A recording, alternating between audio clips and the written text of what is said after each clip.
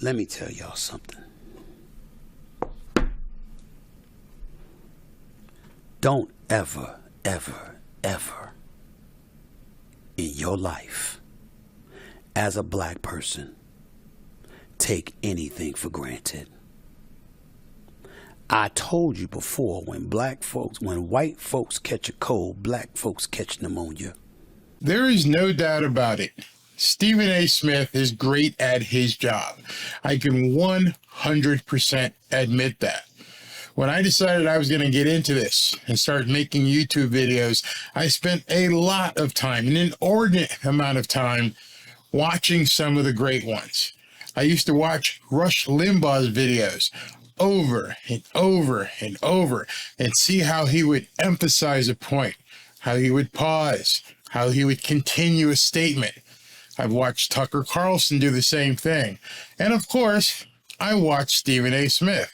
He is one of the best out there in delivering the content that he wants to deliver. He's been extremely successful on ESPN. He's been a reporter for 20 plus years. He learned how to write. He obviously makes a ton of money. I admire his savvy as a content creator. He embraced content creation full-heartedly and has been going after it very hard. He understands what it means to build his own brand. You can see it in his videos. You can see it when he's on television. And his podcast is really, really gaining steam. But you have to wonder sometimes, is Stephen A. just out there playing a role? In this particular video, which we're going to go over in depth, I had to wonder, what the hell is he talking about? I have no idea if he's worried about getting fired from ESPN because of all the recent layoffs, or is he merely pandering to his demographic? Is he trying to play the race card for views? I can't even tell in this video. I can't even tell with a lot of his content anymore what he really means. This guy will go on Sean Hannity's show one night and then destroy Clarence Thomas about affirmative action the next day. He's all over the place, and I think he's catering to too many people. Hence, he's beginning to earn his title as the Clown Prince of Hot Air.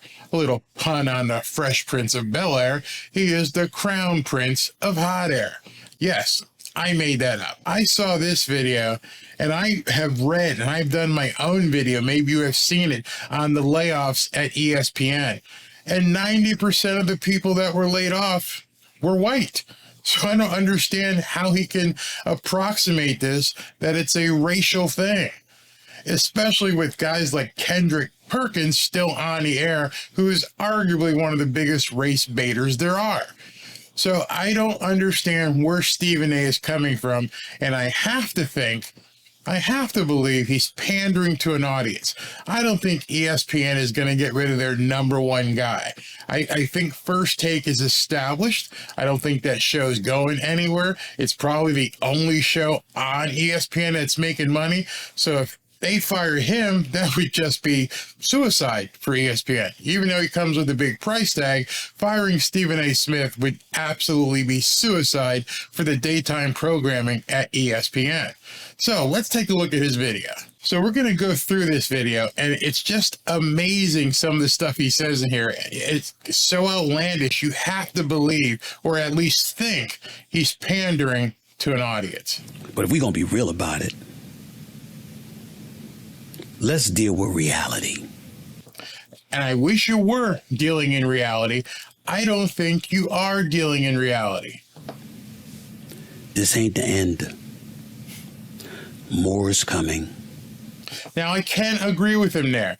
I bet you ESPN is in such dire straits that they are indeed going to have to fire more people to help get more solvent. Their balance sheets are horrible.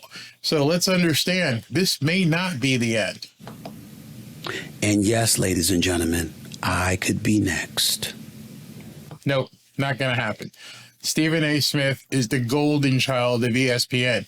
They created the monster, but they need that monster right now. Let me tell y'all something. Don't ever, ever, ever in your life, as a black person, take anything for granted. I think that goes for white people too. I don't think black people or white people should take things for granted. Why would you take things for granted? Anything could happen. You can get hit by a bus tomorrow. You're not promised tomorrow, not in work and not in life. I told you before, when white folks catch a cold, black folks catch pneumonia. Now, I had to run this by my wife. I had to run this by my beautiful white wife of 30 years this month. We're celebrating our 30th anniversary this month in a couple of weeks. And I've asked her to go back when she's had the flu or the cold, not the C word, she hadn't had that. When she's had a flu or the cold, did I get pneumonia? Was I affected because of her cold? Absolutely not. Absolutely not. I've been married for 30 years to a beautiful white woman. Couldn't be happier. And I can tell you that is pandering. Saying that when a white person gets a cold or a flu, the black person gets pneumonia. He knows that to be a lie. He knows that to be pandering to the lowest denomination of race baiting of his audience that watches him on First Take. Nobody can possibly be taking that serious. Can't happen. That is absolutely one of the biggest falsehoods and disinformation I've ever heard. He's blaming somebody else's sickness on somebody else. Not your pneumonia. You only got pneumonia because the white person had the flu. You didn't get sick on your own. You got sick because of the white person. I can't stand when people do that. Take personal accountability for your situation. Come on, Stephen, that was crap. The Neil Everett's are gone. The Jeff Van Gundy's are gone. David Pollock, outstanding college football analyst. Love him. All three were white. He was one of the casualties. Todd McShay, college football analyst extraordinaire, especially for the NFL draft. He's part of the casualties. And he's white too. Love him. You didn't think black folks was going to be on the list too? Of course they are. Why wouldn't they be? Why wouldn't there be black people on the ESPN payroll that the executives have to look at and say, okay, we're going to pare this down. We're going to pull things together here and try to get some fiscal responsibility. Who could we cut? Who do we need to keep? Who is going to cause the most problems for us if we cut them? Why wouldn't? That's not a black and white decision. That's a green decision. It's completely green. Stephen A., you're still here because you got the numbers.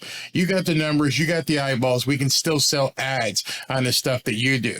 Todd McShay, we got Mel Kiper. We don't need both of you. These are easy business decisions, and he's trying to make it as though it's black and white. That's always the case. And the one thing that I can tell you about Stephen A., this ain't 2009. I really didn't see it coming. My eyes are always wide open now. I'm never comfortable. And you know what? You shouldn't be. That is probably what he should have cut to the chase and told his audience. Never be comfortable. Always be uncomfortable. Uncomfortability is what motivates you, what should inspire you, should get your creative juices going. Once you get, basically complacent, which is when people get comfortable, that's when you definitely become expendable. I never take anything for granted, and I never assume that I'm safe. I don't know why anybody would just assume that they are safe. I'm making a play because his dramaticism is one of the things I want to call into account. I think he's trying to overemphasize with the black audience that you have to be uncomfortable. You have to understand that anytime the white man could come for you. I had to pause there because I don't know why he pauses so long. I guess his audience is so stupid that he needs what's called a caesura. Look that up, caesura. That's my word of the day. That's what Stephen A. was doing. He was saying something so enlightening that he had to take a pause so that you could focus, so that you could focus on the words he was going to say. See how that works? I stop and it draws you in. All the good ones do it. Rush does it. Tucker does it. Stephen A. does it. It's for effect. It's not because you are absolutely telling the truth. You're acting. We are all acting. But the one part that does make the most sense is never feel comfortable. Insert the word complacent instead of comfortable. Because once you become complacent, then you are expendable. YouTube could turn me off tomorrow. What would I do? What would happen? All these videos I've made, I could be gone tomorrow. So never feel uncomfortable. It's not a black or white thing. That's what I just want to tell everybody listening to this. Stop leaning on a crutch of your race. Stop leaning on the crutch of your gender. If you want to succeed, get out there, build a brand, don't be comfortable doing it, and then keep doing it. Just rinse and repeat.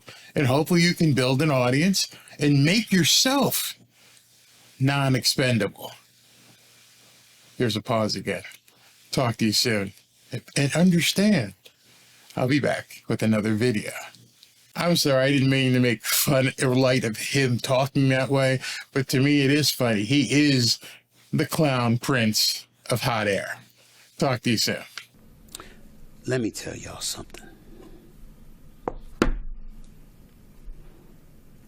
Don't ever, ever, ever in your life as a black person take anything for granted. I told you before, when white folks catch a cold, black folks catch pneumonia.